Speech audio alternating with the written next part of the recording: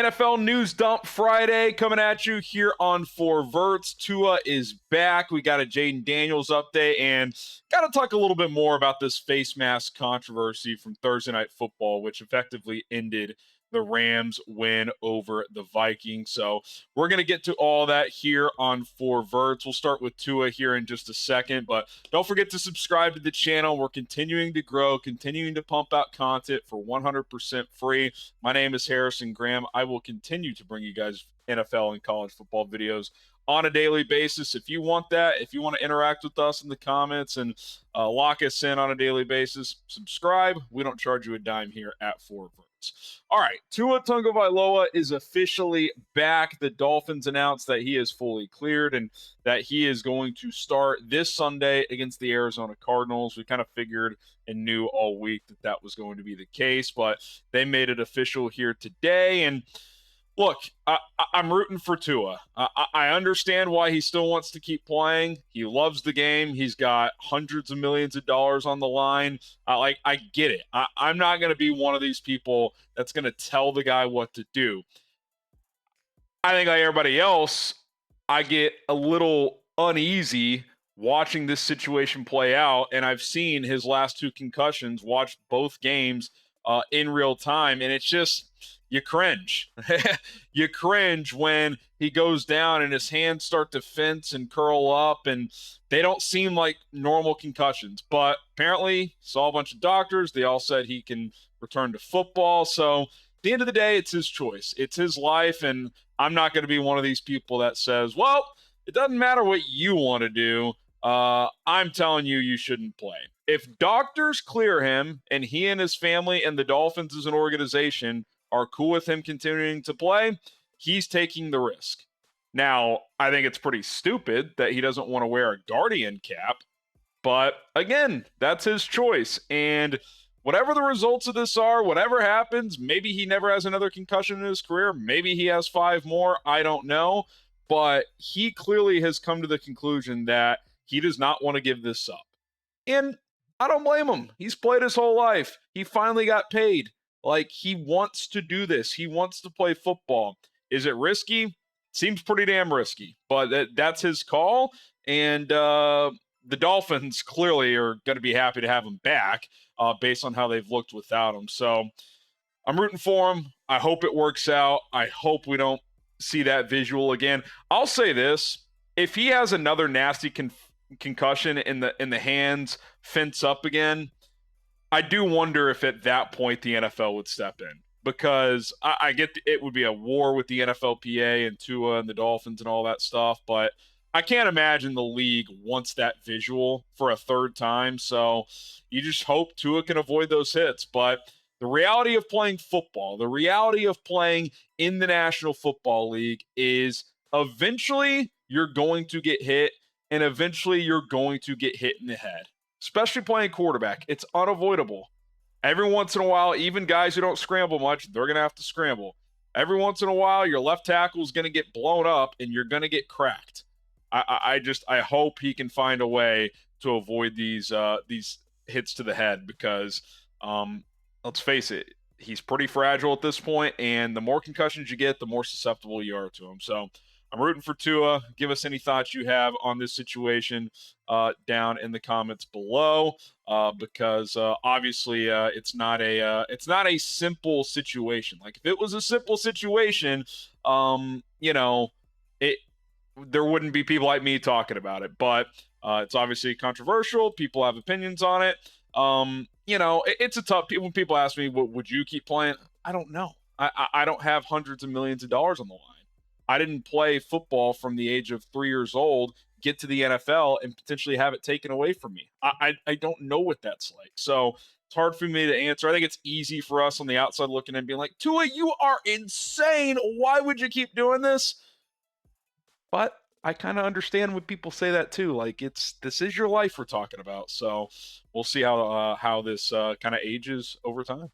Shout out to Turtle Beach for sponsoring today's show. Turtle Beach is the #1 brand in gaming headsets and accessories. I'm rocking my Turtle Beach tonight on our post-game show, and it picks up audio so clearly. I always use these headsets when I'm playing video games. And I got to be honest, you're basically cheating when you use Turtle Beach headsets. Get 10% off with code chat at turtlebeach.com/chat. And I recommend you get their all new Gen 3 Stealth 600 headset, as it is the best gaming headset out there.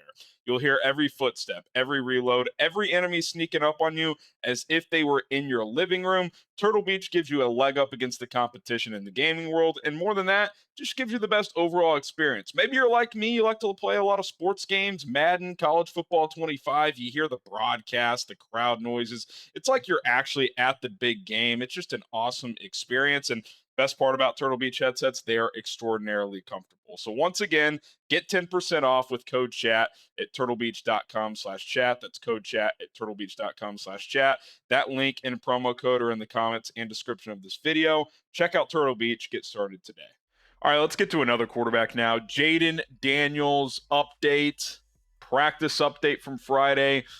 He spoke to the media. Dan Quinn spoke to the media. So this was kind of all over the map because reporters who cover the team, like John Keim of ESPN, a couple others, tweeted out, quarterbacks are out here on the field. Jayden Daniels is not. But apparently, that was just for the open portion to the media of practice. Apparently, he was doing some drills inside the indoor practice facility. So Washington kind of playing, sly here. Like, okay, we're just not going to show him to the media, to the open part of practice. So it's unclear how much he did today, but Dan Quinn did say he practiced in some regard. It's unclear what all he did. And they let Daniels talk to the media after practice, which I was a little surprised about. He was asked how he feels. He says he feels good.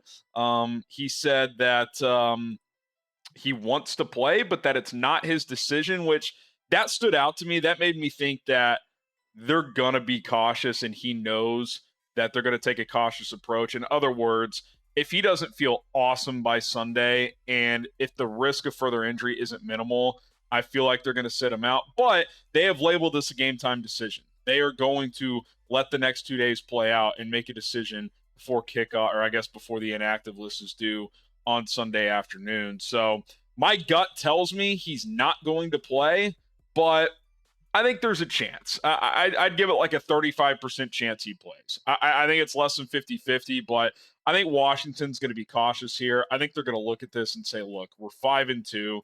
This division with Philly and Dallas is not murderer's row this year. And this is a long-term, this is a guy we want being our quarterback for 15 years. I'd rather miss one game now than the next 6 weeks and put this season in jeopardy and just not your career in jeopardy, but just kind of have a minor injury turn into a major one in year one. So my gut tells me he sits out, but they're going to let the next couple of days play out. And it's going to be a bummer if he doesn't play because Jayden Daniels, Caleb Williams, Bears Commanders this week. I mean, the NFL has hyped this game up. They flexed it from a noon game to the 3:25 primetime CBS team with Jim Nantz and Tony Romo. So the NFL wants both these guys to play, but the Commanders are not going to force the issue. If Daniels is 75-80%, they're probably going to sit him out. So we'll see where it goes. But right now, I'd give it about a third of a chance that he plays. 33, 35, 37% chance. All right, I do want to talk a little bit more about the game last night, the face mask controversy, which, again, disclaimer, this did not determine the game. I thought after the Vikings and Rams went back and forth the first 4 possessions, 2 touchdowns each, 14 all, I thought the Rams significantly outplayed Minnesota the rest of the way. And they deserved to win the game. And the chances that Minnesota was going to go 85-plus yards to go win the game, I think is pretty slim. However, when the game is a one-score game and you miss a blatant face mask call that turns into a safety, it still is pretty damn bad because there is still a chance that would have been a 15-yard penalty. It's first down. There's still more than a minute and a half to go. The Vikings have big play weapons in Justin Jefferson and Jordan Addison. Sam Darnold's been pretty good this year. To act like there's no chance they would have gone down and scored and potentially tied the game with a 2-point conversion would be silly as well. So 2 things can be true. 1, the Rams earned the win. But 2, the NFL and NFL officiating screwed the pooch once again. And I didn't talk about this part of it last night because when I was filming our reaction, Vikings-Rams, go check it out on the channel once you subscribe. After we put out the video, I saw the exchange between the official and the NFL pool reporter, which after every game, a pool reporter talks to one of the officials and basically gets a Q&A. Like, you can ask about controversial calls, etc. They asked him what happened there.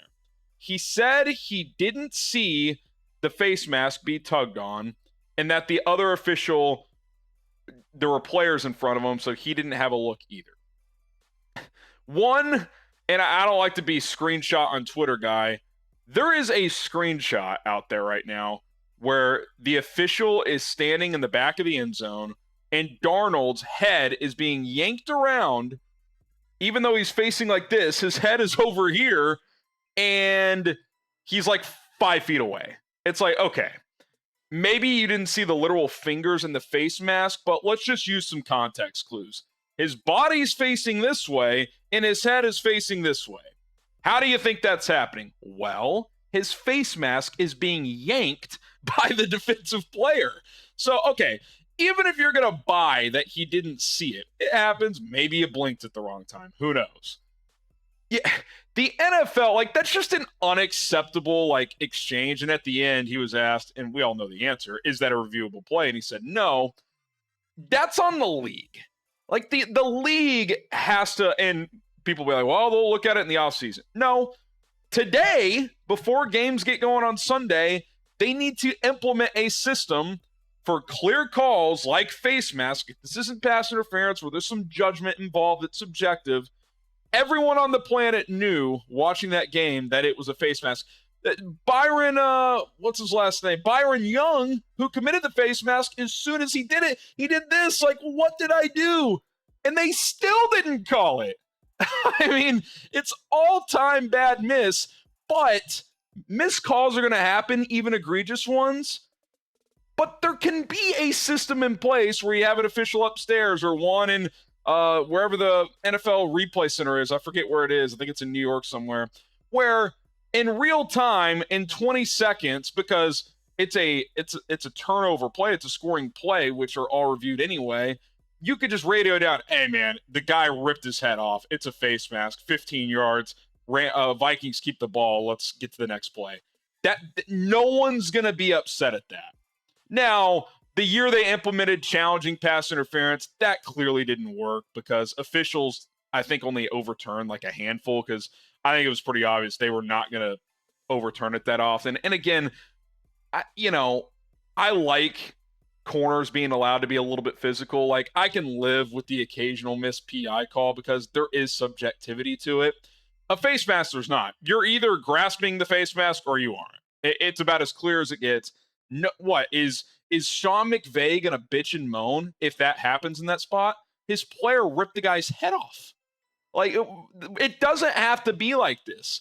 For specific penalties like face mask, I'm not talking holding, not talking pass interference, but one where there's no subjectivity to it whatsoever, that can be part of the quick real-time review that you see sometimes now. Like, sometimes they'll be like, the player caught the ball, and then like the replay, like it skipped, and they'll call down and be like, hey, it's incomplete, right? So that way the other team doesn't have to challenge. Well, I think with a face mask, you can have that in place. And if you're not going to have it where it could be upstairs, then you got to be, face masks should be challengeable. Like, Kevin O'Connell has to have the opportunity to challenge that play. Now, I know it was inside 2 minutes, which then would go to the booth, but if you're going to say that's not reviewable, I'm sorry. In the year of 2024, that's unacceptable. It's a face mask. There's no controversy about it whatsoever. You grab the guy's face mask, and if you tug at all, it's a penalty. We all know what the rule is. There's no, it's clear cut. Like, it's not one of these penalties where it's like, oh, was that a block in the back? Kind of looked like a shoulder. Was that helmet to helmet? He kind of led with the shoulder, where, like, those are a little more debatable. This is not debatable. So I would really challenge Goodell and his staff to get this implemented today. It shouldn't be that hard. I think all 32 owners would check that box and get that pass because, again, I think the Rams would have won. They were the better team. They deserved the victory. But instead of talking about Matthew Stafford, Puka Nacua, Cooper Kupp, the boys being back and maybe making a push, We're talking about this just a joke of a missed call. Like the league can't want that. Like I get it. Every once in a while, a controversial call late is probably good for the NFL. Not one that is like this wasn't controversial. It was just missed. Like 100% of people agree it was the wrong call. There's no one out there that's being serious, including Rams fans, that would say that was not a face mask. So that's pretty frustrating. That's pretty annoying. And I hope the NFL can do something about this and not wait until the offseason because it's just not necessary. Like you can do it right now. You don't have to wait 4 months from now and do some owners meeting and pass the rule. Just do it today. Everyone's going to vote yes for it. So we'll see if that happens. But that's pretty embarrassing for the league for that situation to happen in a primetime game where the game is technically still hanging in the balance. All right, there you go. 4 Verts, little Friday news dump. Had to get that out there on the officiating situation as well. My name is Harrison Graham. Don't forget to subscribe to the channel. Big college football day tomorrow. Trade rumors around the NFL. We're less than 2 weeks away from the deadline. Lots to get to. We'll cover it all here on 4 Verts.